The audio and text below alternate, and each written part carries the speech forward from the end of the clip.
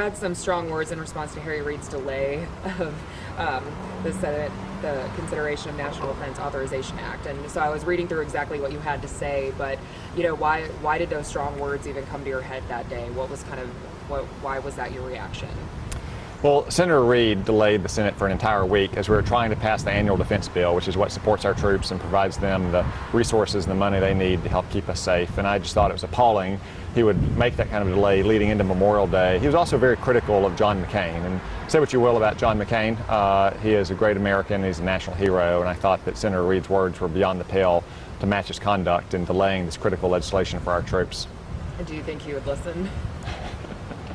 Well, we'll pass the legislation sooner rather than later, hopefully next week when we're back from this Memorial Day period in our states, and ultimately Harry Reid will be out of the Senate at the end of the year.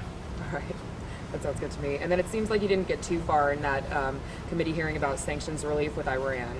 You seem to keep pushing them for more answers. How do you feel that you did? Did you think, and at the end you were saying that they were misleading the American people. How did you feel that they did that? Well, the administration has misled the American people about the nuclear deal with Iran from the very beginning. In fact, some administration officials have even admitted it. President Obama himself has said that the Ayatollahs will get up to $150 billion because of this deal. Now, other administration officials have said it'll be as few as $3 or $5 billion. I've had private briefings on what the actual number is. I obviously can't discuss that, but I can say it's a lot closer to 150 than it is to $3 or $5 billion. And I think it's time for the administration to say in public what they're telling Congress in private. How do you think that you could possibly get them to do that? Well, as you could tell that at our hearing last week about the nuclear deal, it was one thing that I pushed very firmly because I think the American people have a right to know just how much we're giving away to the Ayatollahs. And it's something that I'll continue to do through other hearings and through speeches and so forth, as many other congressmen and senators are insisting at the administration level with the American people. Right, so you definitely keep asking some of those questions that were in that transcript. Yes. Okay. And then in that speech, the criminal justice speech that you gave, you were saying that, black lives do matter, but, contrary to, it seems like the national belief, police aren't the culprits. And so what could you maybe say to get people to, to kind of get people to change their mindset on this black on black crime? Is there anything you could maybe say to appeal to these people? Well, I thought Bill Clinton said it well last month. Bill Clinton, who passed a crime bill in 1994 to increase the number of police on our streets, said to a protester that you're defending the people who ended the lives that you say matter. In place right here in Little Rock, when we had astronomical crime rates in the early 1990s. And we had a shift in our society. We put lots more police on the streets in Little Rock, New York City, all other kinds of cities around the country, as well started to extend prison sentences and have things like mandatory minimums and three strikes laws. We now have record low levels of crime, but unfortunately violent crime has been increasing over the last 2 years. I think in part because we're stigmatizing the police. It's actually the communities that are most impacted by crime that need the most police work and are most grateful to the police for trying to stop that crime. And we should be thanking them and giving them the tools and resources they need, not stigmatizing them. With people who have grown up, though, with parents and grandparents of constant hatred towards police, how do we hit these younger generations to try to wipe out that hatred and kind of bring more respect? Well, I certainly don't hear that kind of feeling about law enforcement officers around Arkansas. Law enforcement officers put their lives at risk every single day. And while there may be some professional protesters who want to stigmatize law enforcement, the places where I hear the most appreciation for the police are some places where crime really is a problem because they need police officers, they need deputy sheriffs, they need the people who are out there risking their lives every day to try to keep them safe, try to keep their children safe.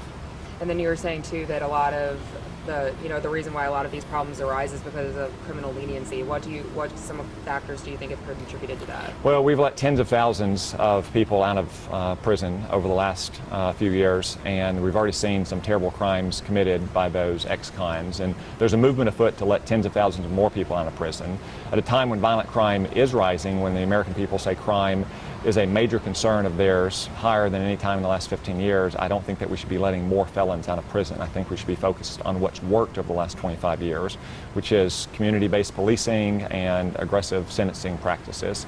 That's what Arkansans, I think, want to see. Too many people in Washington, though, are trying to solve genuine problems, poverty and lack of opportunity, broken communities, but they're trying to solve it in the wrong way, which is introducing more insecurity and more crime back into the community. Okay, so it seems like one of the things you want to fight for is definitely to keep more of those criminals in jail. What are some of the other different things, though, that you said in that speech to kind of improve that? Well, I think, for instance, we should stop stigmatizing law enforcement. We should thank law enforcement for the job they do. Now, is there an occasional instance of misconduct among law enforcement? Yes, of course. There are hundreds of thousands of law enforcement officers across the country, just like there were hundreds of thousands of soldiers in the military when I was in the military.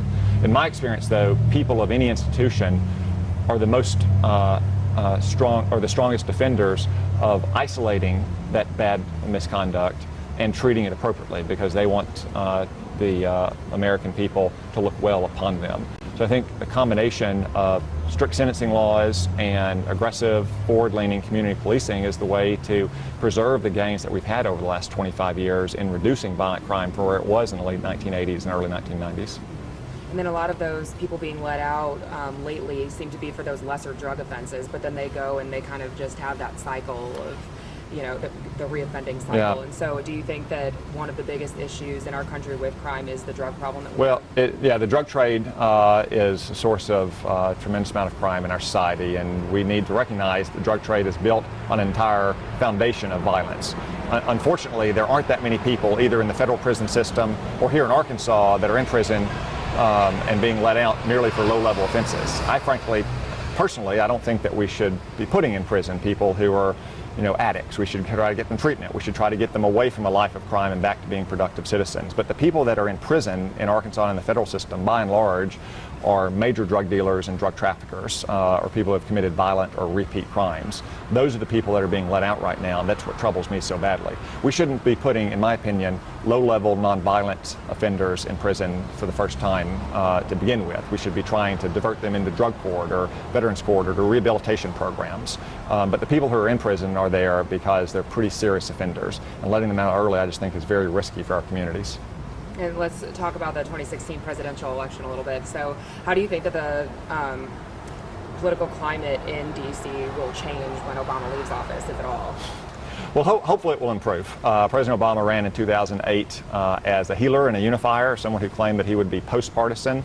Unfortunately, he's been one of the most partisan and polarizing presidents we've had. And it's that kind of over-delivery or over-promising and under-delivery that makes a lot of people cynical about politics. So I'm hopeful that after the Obama administration that we can work together, both parties, whoever wins the White House, whoever controls the Congress, to address some of the fundamental challenges that we face in our society, like $19 trillion in debt, or a military that's underfunded, or people who haven't been able to get back to work or get a decent pay raise in many years. And you haven't endorsed officially Trump or Clinton. Who do you think will be the best for Washington and for this country in 2016? Well, I will note that long ago in the Democratic primary, I did endorse Bernie Sanders. He was about 50 points behind when I did that, so I'll take a little bit of credit for it. But no, I have long said I'll support the Republican nominee, and I don't think we can afford another 4 years of what we've had for the last 8 years of stagnation here at home and weakness abroad. And Donald Trump's now the presumptive nominee. That means that he's got a responsibility to help unify the Republican Party, but he's also got an opportunity to bring millions of new Americans into the political process, as he did in the primary. So, and I know that this is a question that we could go on for days about, but in what ways do you think that Trump will be able to change America after the Obama administration leaves? Well, you know, if he does win the election, I think that he's going to bring some new views into Washington that frankly reflect the majority of the American people, but simply haven't been reflected by the leaders in either party. You know, for instance, on immigration.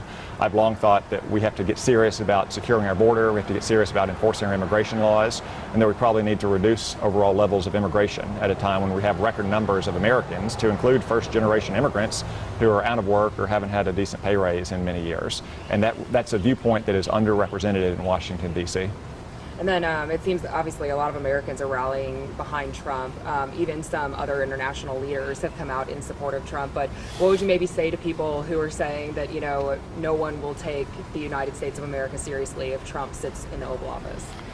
Well, the world will always take the United States of America seriously, no matter who the president is, because we're the most prosperous and most powerful nation on earth. We're also the greatest force of good on earth, the greatest force of good in the history of mankind. We can have better presidents, we can have worse presidents, but the people around the world are always going to look to the United States, either hopefully in the sense of that we're going to be the defense of international order and stability, or worrisomely, either that we're not going to defend that order and stability, and maybe bad actors in the world are going to take advantage of that, which unfortunately we've seen too much of under Barack Obama.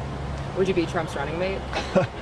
I have no reason to think that I'd be under consideration for that or for any other position. And I'm very fortunate to have two positions that I enjoy, which is serving Arkansas in the Senate and being a dad of a young boy. And then did Bill Kristol ask you to run for president in 2020? No, he has not. Would you run for president in 2020? We don't even formally have our nominees this year, so I'll just focus on this year's election and seeing what I can do to help win the White House and keep control of the Senate.